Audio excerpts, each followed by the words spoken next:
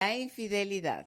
Empecemos por lo que sí comparto yo. La infidelidad no suele ser un accidente, es una sucesión de decisiones. Nadie se despierta una mañana siendo infiel. Antes hubo conversaciones, hubo mensajes, fantasías alimentadas, oportunidades aceptadas y límites que se fueron cruzando. En ese sentido, la infidelidad es normalmente voluntaria. Y la Biblia también lo presenta así. Jesús incluso va más allá cuando dice que el adulterio empieza mucho antes que el acto físico. En Evangelio, según Mateo, dice, todo el que mira a una mujer para codiciarla ya adulteró en su corazón. Es decir, Jesús no solo juzga el acto, juzga la dirección de corazón. Por otro lado, hay personas que dicen, si eres infiel, no amas. Y eso puede sonar muy contundente, pero la realidad quizás puede ser mucho más incómoda, porque hay personas que sí aman y aún así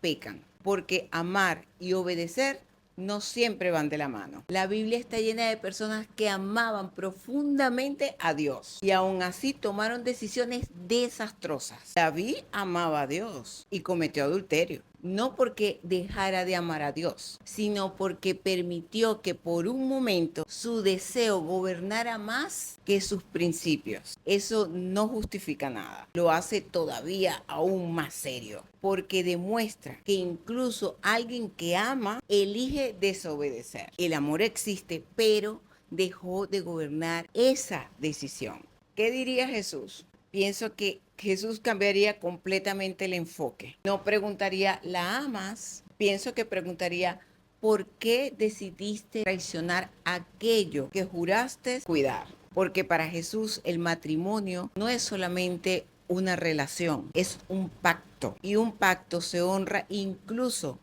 cuando las emociones cambian. Y también otros dicen, ¿y si en el matrimonio o en la relación aparece una enfermedad, una incapacidad, o simplemente una de las dos partes decide no tener más relaciones físicas? Supongamos que uno de los dos enferma o pierde completamente el deseo de estar con esa persona o queda incapacitado. ¿Puede el otro buscar ese deseo afuera? Desde la perspectiva puramente humana, muchos dirán, es comprensible, pero desde la escritura la respuesta es no, porque el matrimonio nunca fue un contrato de deseo, nunca fue un contrato sexual, es un pacto de fidelidad. Eso no significa resignarnos al sufrimiento, significa afrontar lo que sea juntos. Hablar, buscar ayuda, llegar a acuerdos dentro del matrimonio, pero no romper el pacto unilateralmente. Ahora bien, si dos adultos en absoluta honestidad deciden redefinir la relación, ya no estamos hablando de engaño, estamos hablando de otro tipo de acuerdo. Y ese acuerdo puede parecer aceptable y comprensible desde una perspectiva cultural, pero bíblicamente sigue sin corresponder al diseño del matrimonio, porque el diseño de Dios no contempla en ningún momento abrir el pacto matrimonial a terceros. Es decir, la honestidad elimina el engaño, pero no convierte automáticamente en correcto delante de Dios. Y esa diferencia es enorme. Y alguien por allí podría decir, no quiero enamorarme de otra persona, solamente quiero cubrir una necesidad física. Incluso pago para no involucrarme sentimentalmente. Desde la lógica humana, alguien podría pensar que eso hace menos daño. Pero Jesús nunca separó el cuerpo del corazón. El problema no es enamorarse, es entregar algo que pertenece al pacto. Por eso el dinero no cambia la naturaleza del acto. Para los confundidos y confundidas, algunas personas hacen ciertas afirmaciones como la infidelidad es falta de amor propio. Aquí discrepo parcialmente. Puede ser, pero no siempre. Hay personas con autoestima baja y extraordinariamente fieles. Y personas muy seguras de sí mismas que son infieles sistemáticamente. Pienso que el problema más profundo es otro. La Biblia lo llama dominio propio. Los deseos gobiernan. Y cuando los deseos gobiernan, los valores empiezan a negociarse. También he escuchado por allí, el que perdona una infidelidad tiene baja autoestima.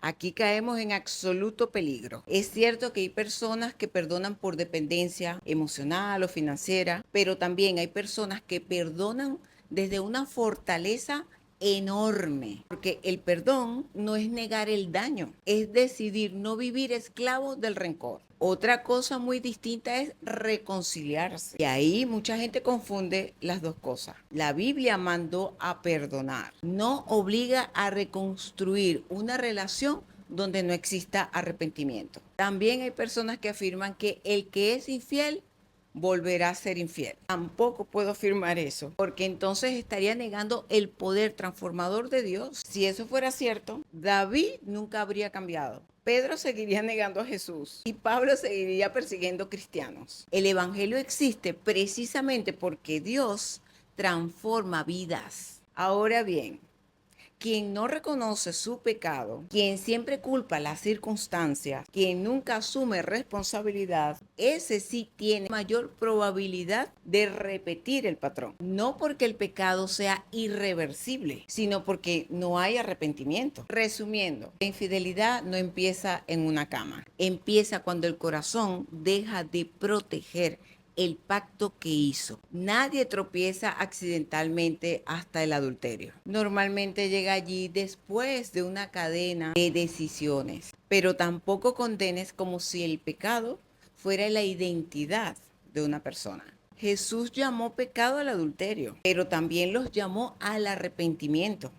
Hay quienes usan el amor como excusa para traicionar y quienes usan el perdón como excusa para quedarse donde nunca hubo un corazón dispuesto a transformarse. El amor verdadero no solo siente, el amor honra, protege y permanece fiel incluso cuando cuesta hacerlo. La fidelidad no es una emoción, es un valor. Es un acto de responsabilidad personal y no depende de que tu pareja sea perfecta, sino del carácter que decides vivir delante de Dios.